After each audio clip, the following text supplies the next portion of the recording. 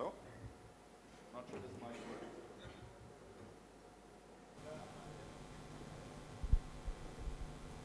Hello? Well, I guess I start with this one till the mic I have here works. Hello, welcome. I'm really happy to be here. This is another great IDNOG event, doing for the fourth time now, which I've always found really impressive how quickly you guys ramped this up.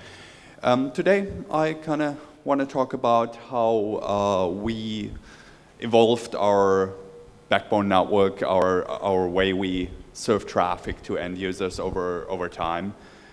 As you can see, we're pretty big. Does this work now? No, it still doesn't work. Can you fix the mic, please? I really don't like standing at a desk here. All right, that's better. So yeah, as you can see, we're pretty big. We get users all over the world. This is a lot of traffic going to those end users. What I love about this map is this is not actually showing the network. This is not a network map. This shows connections between actual people. This is people talking to each other, communicating with each other all over the world, which is something I really find amazing to see. And this kind of shows what we're doing with this platform. We're connecting people, right? And this is what it's all about. For you in this room, obviously this results in network traffic. A lot of network traffic generated by 2 billion users. And this is really about how we do this. Anytime any of you uses Facebook, you essentially connect to one of our devices somewhere from your mobile phone or your desktop computer. And there's really, from a networking point of view, two different classes of traffic here. There's dynamic traffic, so this is anything happening in real time. This always has to go back to our infrastructure. That's stuff like the actual newsfeed, which pictures, which posts you're gonna see. This is like somebody actually liking your post, which is more or less in real time. This is like any status update you write, any kind of thing, any messaging as well. That's happening in real time. And then there's static content. Static content is literally just that. That's like pictures, videos, the actual framework of the sites, stuff that doesn't change, that is cacheable, right? So let's go back in time. This is really about the journey, the evolvement we had here for our network. This is what our network, if you want to call it that, even looked like in 2011, 6 years ago. There was literally a bunch of data centers in the US, and that's it. You see the colors on this map. This is like the RTT our users around the world had to this infrastructure in the US. And yeah, unless you were in the US and Canada, that didn't look too good, right? So this was really something we needed to address and we needed to evolve. So let's just look at how this traffic from our POP gets delivered. So at that time, if you were in Asia, our nearest data center was in Oregon in the US West Coast. So you have this TCP connection, about 150 milliseconds across the Pacific, but that's not all, because if you see how TCP works and how like the protocols on top of that work, that's actually a lot of round trips. All our content is encrypted, so it's HTTPS. So you have this first round trip, that's the TCP handshake. Then you have that second, that's the whole TLS or SSL back then session establishment. And then you have the delivery of the actual content. So we're talking about 600 milliseconds. It's over half a second till that client in Asia got their first kind of view of the web page. That obviously wasn't ideal. So what we did as a first iteration, we built POPs around the world, right? So we built POPs in each region. So in this case, the actual TCP connection terminated in that POP. So that's already a pretty big improvement if you look at this. The whole TCP handshake and the SSL handshake all happens locally now to the POP within the region. The actual content then still goes back in the back end to our system.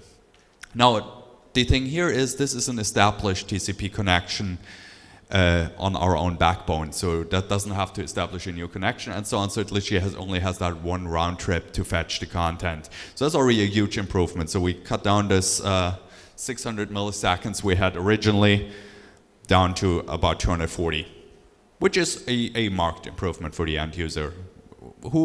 End users are really latency sensitive. So this is a really good first step, and that improved connectivity a lot. Now, as a next step, we started building caches locally in people's network. So that then again cut down the round trip time for the static content. I mean, that's the distinction I made earlier. Obviously, the caches cannot store anything dynamic, your messaging, your likes, your newsfeed.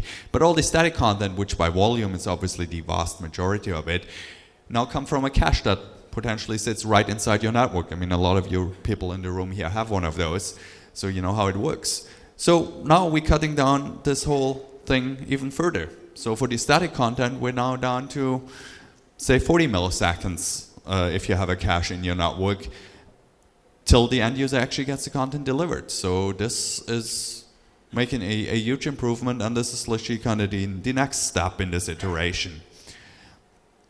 Now, the whole web traffic, not just ours, is evolving. I mean, a couple of years ago, if you looked at a Facebook newsfeed, that was all text. There was literally messages people wrote about what they do and what's happening. You see some of that now, since we have those colorful texts which people seem to love, but generally there isn't that much actual text content anymore. This all evolved into pictures. People posting pictures of pretty much everything. Their meals, whatever they're doing, their kids.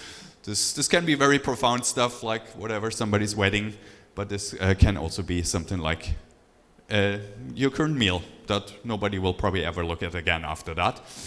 But we store all of this, right?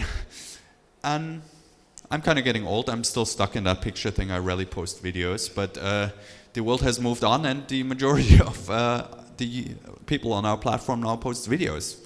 And that obviously for you guys in the room as a networking people is a big challenge, because videos are huge compared to text and pictures. So that's all content that needs to be locally stored, locally delivered. And this is increasing more and more, and this will continue. There's already the next thing, kind of virtual reality. I mean, we already kind of, as a step in between, we have all those 360 videos, which are great, but from a data point of view, they obviously are a lot more data if you have like the 360-degree view. And going more into like virtual augmented reality in the future, that will get more and more. Now, how do we actually deliver this from a networking point of view? Well, originally BGP. I mean, that's the basis of any network in the world. You use BGP to communicate between networks to route traffic, right? But that wasn't enough. So let's look at this. This was, again, kind of just going back in history. That's what our network looked like at the very beginning in high-level terms. It was literally just a global full mesh BGP talking to people. Now, how do we route traffic? I mean, BGP will just look at the shortest network path, which is obviously not necessarily the shortest actual latency. So as a first step, we need to look at how do we decide where we serve traffic from, right? And this is essentially latency based. So which POP is the best to serve the user? So we're using something internally called Sonar, which essentially just collects round trip time to end user prefixes, and therefore then decides, hey, this is the best POP, this is the second best, and so on.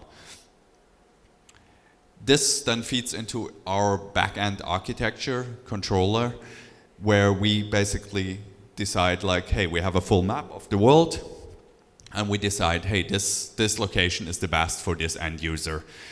Back then, that was all DNS-based. It's not anymore. Most of it is actually end-user-based now. We still use DNS for a few things, but the vast majority is actually based on end-user subnets. But the principle is the same. We have this map, and we decide on, okay, this prefix is best served from here.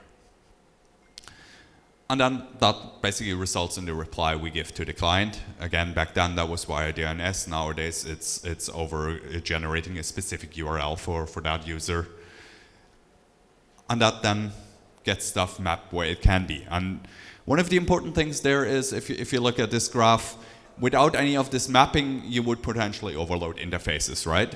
It's like a network, BGP only has a best path. It doesn't know whether that best path is congested. With this controller architecture, we can now map traffic up to the actual capacity we have. And if it's above that, we map it to the second best location. So you will not max out an interface. Well, next step here.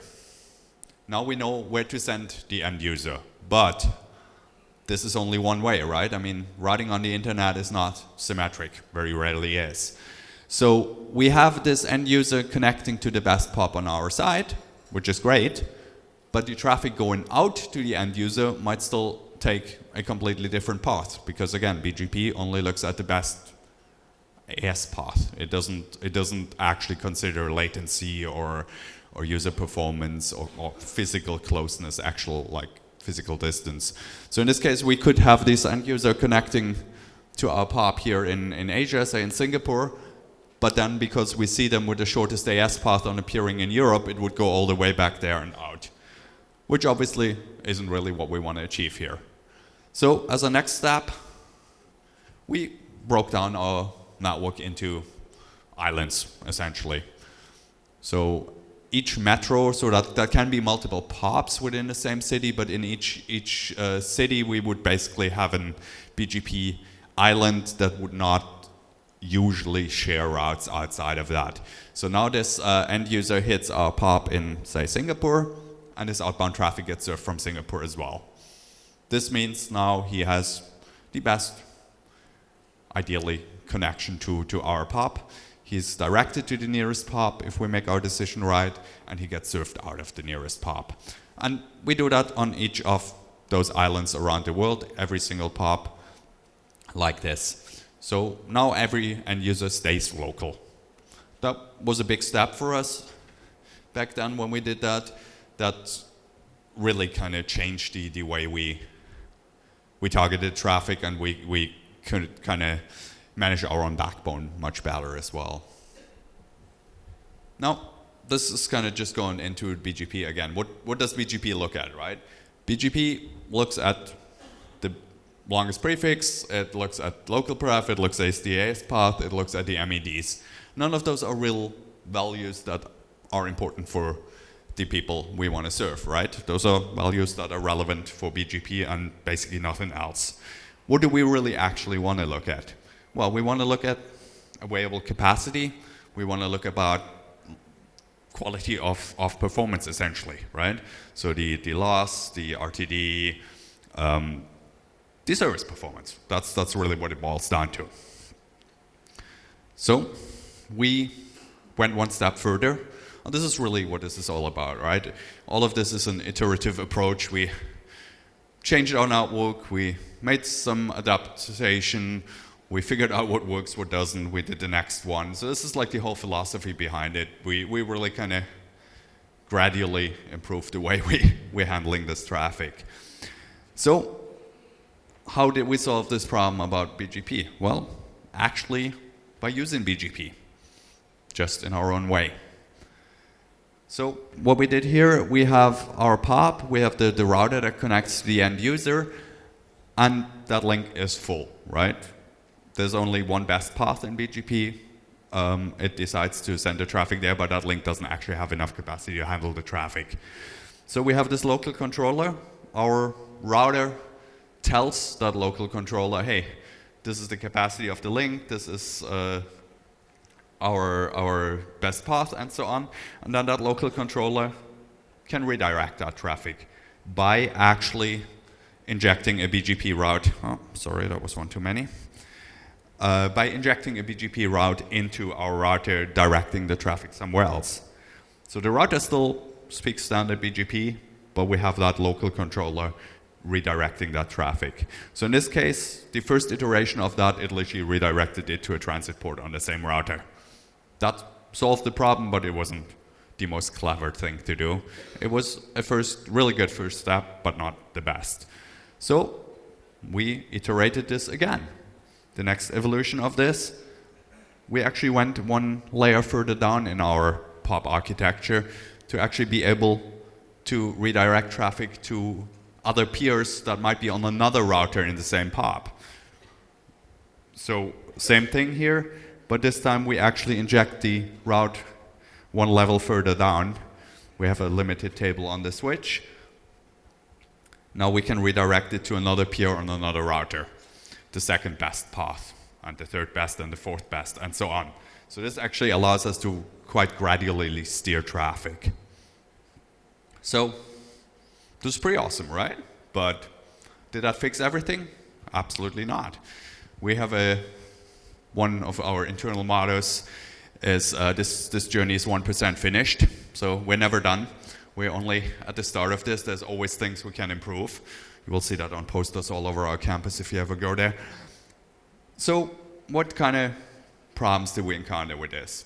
Well, one of the things is like you have very big prefixes. If the traffic to a single prefix is like 20 gigs or whatever, it's going to be hard to move that somewhere else because you move the whole chunk, right? That can be big CGNAT prefixes, that can be V6 prefixes, which by design are very summarized, which is great from a routing table point of view, not so great if you want to gradually move traffic. So you have this one prefix here, for example, that has 20 gigs of egress. Now, if that link is full, if I move the whole prefix somewhere else, then the other link is full. Nothing really solved, right? So we break it down. We inject smaller prefixes that are part of this into our table, and then we can move them gradually.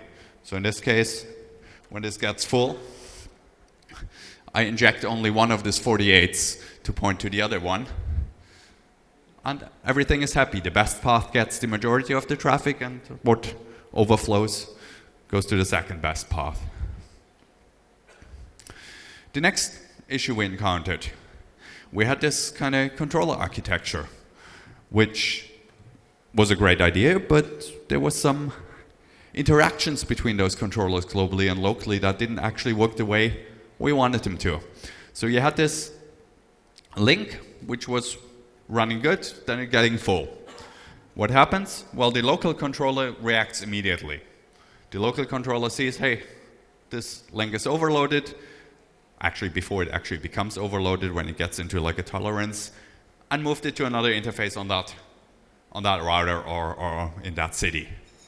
Now, the global controller is a bit slower to react, but it sees the same thing. So what ended up happening, the local controller moved that traffic away. It was in the green zone already.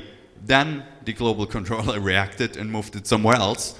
So it was actually completely empty, which is not what we want, right? Not what our peers want. So the local controller reacts quickly and moves this traffic back. And then the global controller reacts again, moving the traffic back, and we're overloaded again. So we had these oscillations, which is obviously not what you want, right? I mean, this is not achieving anything. It's actually annoying network people quite a lot. So what we do here? Well,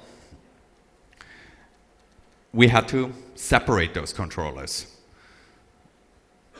So we had clear role definitions for what does the local controller do, what does the global controller do. So the local controller would do the quick reaction, and then the global controller would not interfere anymore as long as everything was good. And they would also kind of like monitor over a longer term the network performance, so it's more predictable for us what's going to happen, like traffic patterns in that region and so on. So that way, we keep the link in the green zone. It's making good use of it, but it's not over or underutilizing it. That's what everybody wants. Next problem we encountered. As I said, there's always something new when we fix one problem. We had those, what we call micro oscillations. So essentially same kind of pattern, but on a much shorter time frame, like literally traffic going up and down very quickly on an interface. Again, not something you want to see. This is really not efficient use of a network resource. What caused this? Well, basically, just pure amount of data. we had these local controllers report the data from each local router around the world into a centralized backend architecture sitting in California. Now, when you have that much traffic and that much data around the world, that just ended up not being fast enough. It literally like sent all this interface utilization data to California, and by the time that got back, traffic had already changed. So we had to break this down. We actually made the local controllers really run locally on local compute power, locally making decisions before data has to go all the way to California and back. So that way we end up with the picture you see on the right. That's kind of what we want. Like we have the best path utilized 80-something%, 85%, and then overflow into the second best path when necessary. That's what we want to see. And that was only achievable by collecting data locally and making these local decisions actually within the same POP. Now, bringing this all together. This is really kind of what our architecture looks like now. The result of all these iterations I went through. We have this global controller directing traffic to a POP or a metro. And then in each POP or metro, we have a local controller that can decide between interfaces there. Then as the third layer, as I mentioned earlier, we have the caches that sit in people's networks that can offload part of this traffic, the static portion, and are controlled by the same kind of algorithms, like the actual decision to map a static traffic to one of the caches is done the same way that it's done to a POP, but obviously the dynamic traffic only goes through the POP. And then that means the end user there with his mobile phone, sitting here in Jakarta, can browse Facebook and connect to people all over the world, ideally with good performance, and everybody's happy. That's it from me. Happy to take any questions if there is any.